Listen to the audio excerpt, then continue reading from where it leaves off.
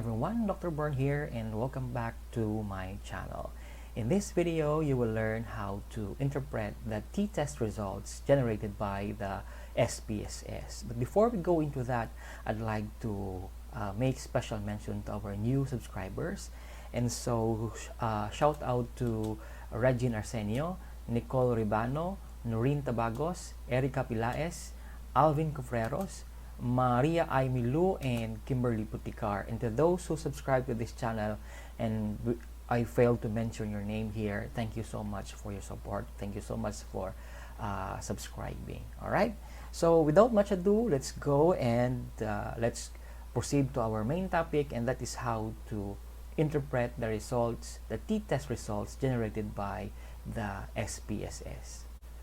Alright, so I have here a sample data of 109 students, and I got here their school type, their scores during the college entrance test, and their achievement scores in science, English, and mathematics.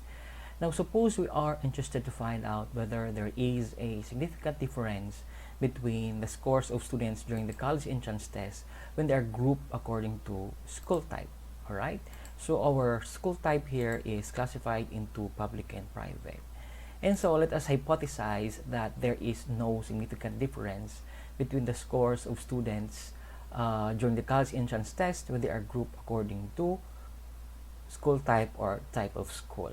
Alright, so of course, for us to be able to answer that, or for us to be able to test that, we're going to use the independent t-test. Alright, assuming that our data are normally distributed and we have satisfied all the conditions before we can perform the t-test. Okay, so to do that, you click analyze and then you go to compare means, and then you look for independent samples t-test. Alright, and then you click that. Oops, let's bring this back because I had a testing just a while ago. So we place school type here as the grouping variable, but you need to define the grouping variable here. So we use 1 for public school and 2 for private school. So that's it. And so we have to place the entrance exam score here as our test variables. All right. And for options, let's have our confidence interval at 95%. Okay. And you click OK. Alright, so this is the result generated by the Microsoft Excel. Alright, so let's go over the result generated by the SPSS, and let's try to discuss the important features of these results. Let's start with the mean. And you can see here that the mean scores of students who came from public school is 371.98, while those students who came from private schools had a mean of 393.98. But for you to be able to appreciate these values, you need to describe this one. You need to come up with your own scale and your own description so that these values will have meaning. Okay? Are these values high or low, or are these values above passing mark or below passing mark? So you need to think of those descriptions for you to be able to appreciate these values, and again for these values to have meaning. Okay, so the next one here would be the standard deviation.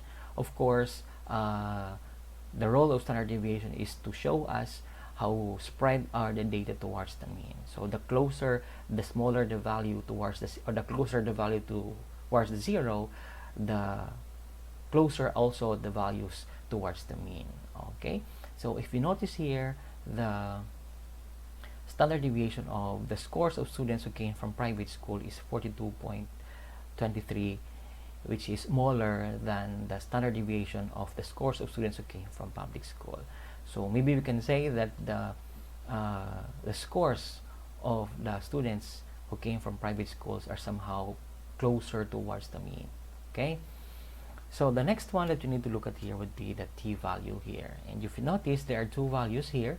But for you to be able to decide which of these 2 values you can use, you need to look at first this result, the Levine's test result. Okay, there are 2 options here: equal variances assumed and equal variances not assumed.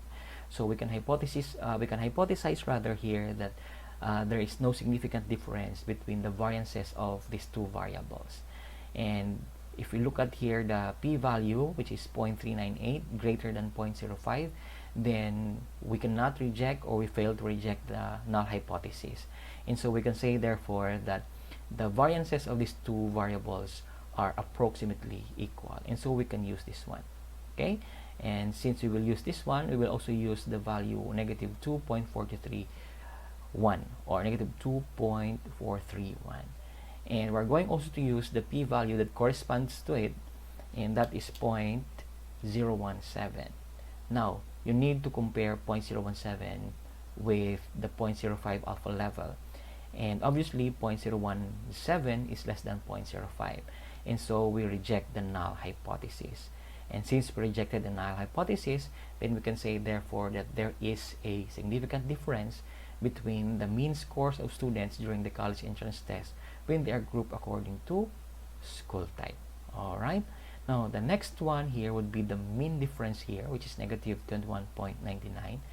You simply subtract these two values, that will give you negative 21.99.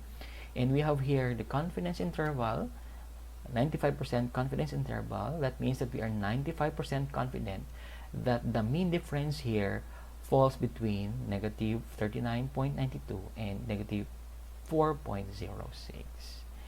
Now, suppose you are to present the result in your research paper. So how are you going to do that? So I have here a suggestion. Okay, of course you can follow this, and you can also rephrase this one.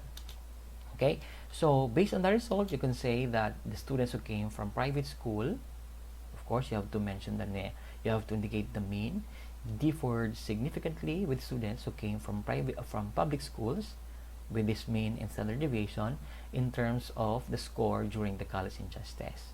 And you indicate the t-value, you enclose the degrees of freedom, don't forget to indicate this one, and of course the p-value, which is less than 0.05. All right.